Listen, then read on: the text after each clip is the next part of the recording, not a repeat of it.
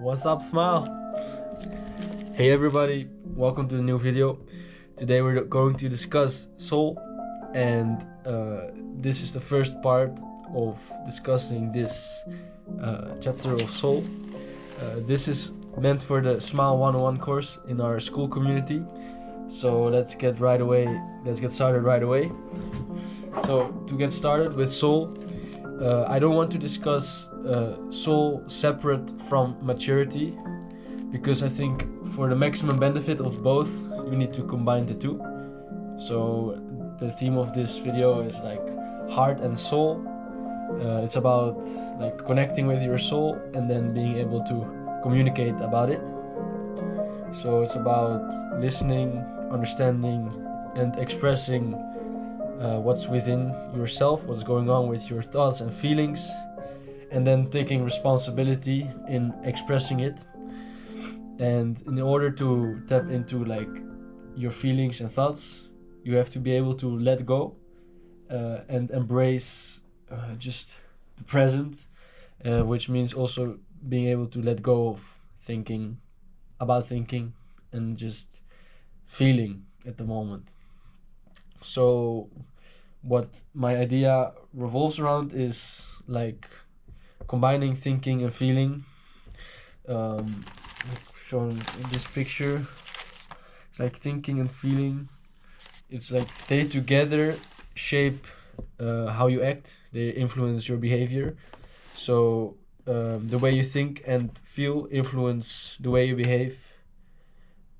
So if you're not content or confident about something you're doing, then it is probably caused by the way you think and as a consequence feel. So think and so shall you be. As a man reapeth, so shall you soweth. So basically what I want to say is you really have to be able to master your own mind and understand that the feelings you have within, that they are very important in guiding the decisions you make in your life. So therefore it's important to be very conscious about it. And that's exactly what I'm trying to express in this video, because for soul, the first part of the rocket ship, I would like to show you how it can be a form as it can be a fuel, you know, for the rocket ship. It's the fuel behind your path, your journey towards your destination. And like words you can use for basically the same concept is soul, spirit, feeling, and emotion. So like here's another drawing I made. Soul, spirit, feeling, emotion. It's like the fuel for the rocket ship. And basically it's an all-encompassing concept, basically talking about the same thing. So let me express some more about what I wrote down. Use your mind to direct your soul, spirit, emotions to a worthwhile purpose. Otherwise, you will get stuck in a loop of negativity that is spiraling downwards. In order to thrive in life, you want to get into a positive lifeline. Innately, we have a need, a drive to build, to grow, expand, and conquer. Start by defining what you want, what is your ideal state, and then make this ideal a reality by backing it up with consistent action, emotion, and feeling towards the desired state. You have to realize that you already have all the necessary requirements and resources around you to make your vision a reality. You become a success when you start to decide that you are one, and you start living like it, with the assumption that it is true. In the realms of infinite possibilities and abundance, the one that clearly defines what they want and desires will realize it, if they act upon the realization of it being true. So basically, thought and feeling combined lead to action. If you combine thought, feeling, and action towards a desired state, you will be able to realize it if you put in time long enough. For example, this graph shows exponential growth, and I will bring some other figures of exponential growth in the screen, and you can see like it takes time. It's the power of compound interest, in which the results of your efforts will not be evident right from the beginning, and it will take maybe quite a long time before they really start to mature or realize. But you have to operate always with the assumption that it's already true, that you're already living it, the desired state.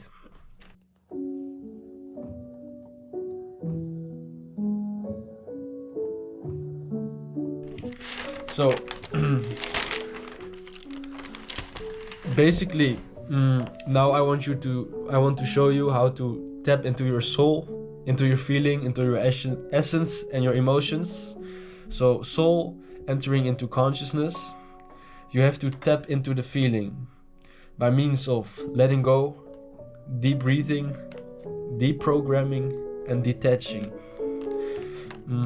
Empty the mind, just feel the moment, let go, and embrace the silence. Again, I can tell you this is quite abstract and looked from the big picture, but I think it would be a good thing if you have questions about this, please let me know, and then I can expand on it in later videos. But now I try to get a big picture overview. So to continue from this point of tapping into your feeling, you have to use your insight, clarity, and realization to act upon your desired state. So when you are completely present in the moment and you can feel your present awareness, that's when you use this present awareness to get into your desired state, get on the same frequency, and operate with the realization of it being true. So soul, spirit, emotion, and feeling directed towards thought, and also thought combined with soul, spirit, and emotion towards specific actionable goal. So I ask you now, what do you want deep down? Deep down, what is the thing that drives you, fuels you, and that you truly want? Step 1 of this process of turning your soul into fuel is defining your desired ideal state. What do you want? What is it that you truly desire? If anything was possible, what would be your life? Or what would be your ideal life like? If you realize this, or like if you can find some answers to this question, now let's continue. Now build a mental picture of this ideal and start assuming it to be already true and a reality. So just a funny drawing I made to make it sort of more clear. Soul, spirit, emotion, together what they mean is connection, feeling, and consciousness. Some core concepts is purity, consciousness to the core, even God, and the Tao within. That's a concept I thought of myself, and it's like about your way, your truth, your reality. Because everything, everyone, everywhere you go, everywhere around you, people can say things about you, or you can read things about what your life is supposed to be like. But in the end, it's the God within, the light within, that decides your truth and your meaning. And you have to be able to trust in it and rely on it. So, added to this concept, I want to say, keep this quest for personal truth and self-realization in harmony with life here on earth. If taken to the extreme, you will turn your soul inwards only, and you start isolating and alienating yourself from the world or humanity or society. Yes, you need to self-realize in order to get where you desire to be. But remember, you are human. You are a social creature in need for belonging, community, and connection with other humans. You are part of a greater whole where you are part of a social structure, of society, whether you like it or not. You rely on other people for your survival, and so they do to you, in a sense. So your quest for self-actualization has to be combined, grounded in a strong human fundament.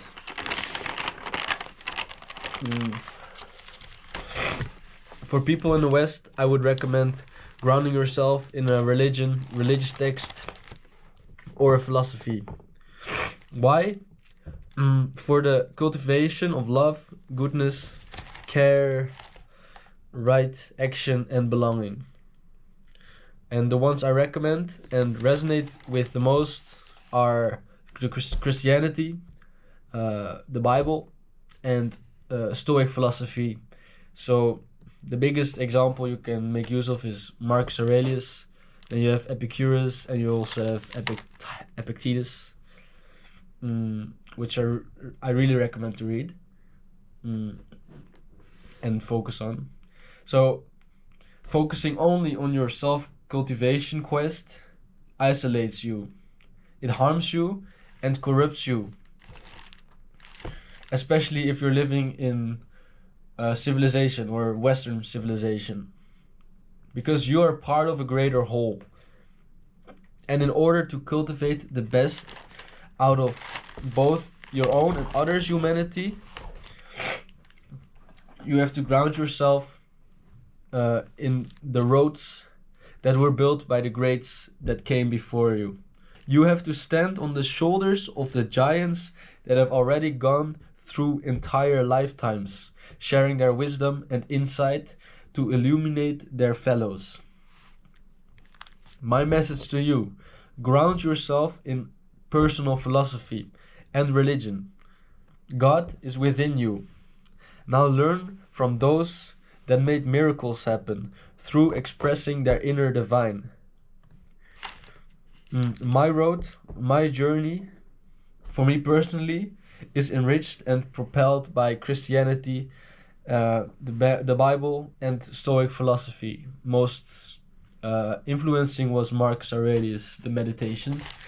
And if you combine this with Taoism and Buddhism, I think you will achieve the perfect harmony. And that's where you find my life's path, my mission. My drawing, yin and yang. For yin, the darks, yin is like the dark pole, and yang is like the light one. And for light, yin is like more about thinking. Yang is about thinking and action. And with that, I have like Stoicism and Christianity as the core tenets, I think. And the yin is like Taoism and Buddhism. That's more about feeling and becoming one with yourself and embracing it. So together, light and dark, oneness, harmony, and realization.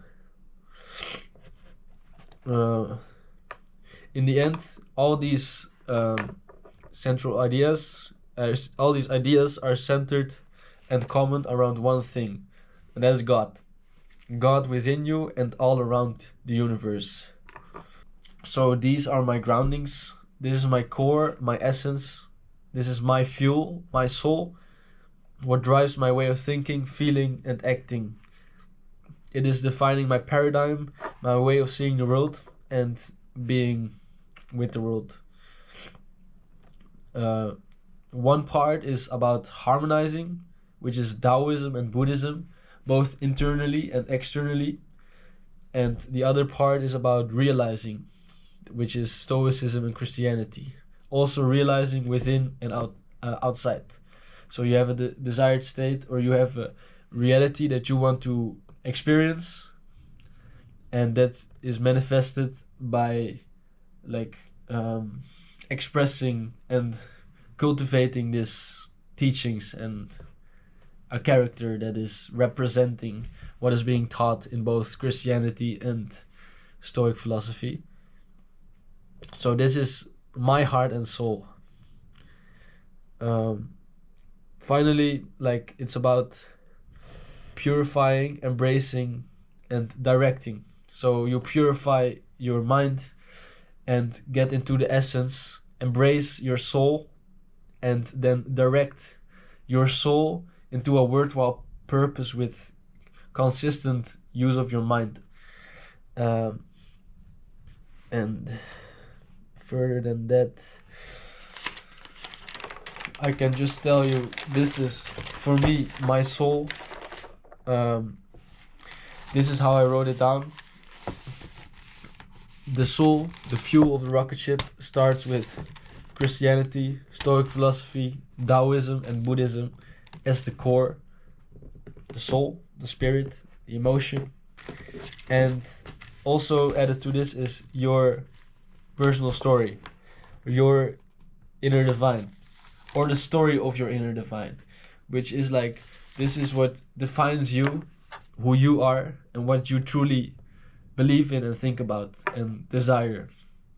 So basically, these are just tools, mere fingers pointing at the moon, to both tap into and direct your inner divine in a harmonious, successful, and quote unquote good way. But in the end, it's about, you have to find your own truth. You have to create your own path and create your own meaning. And for that, it is you who has to take action. So you have to take your responsibility, take your accountability for your own actions, and only then can you experience what I'm just trying to express through these words. So further than that, I have nothing more to add. And I'm really grateful for you being here. Please join the small community. We're gonna grow. We're growing right now, and I'm really excited to see you in the community. Peace out. Have a good day, good night, or whatever it is, and see you later. Ciao, ciao.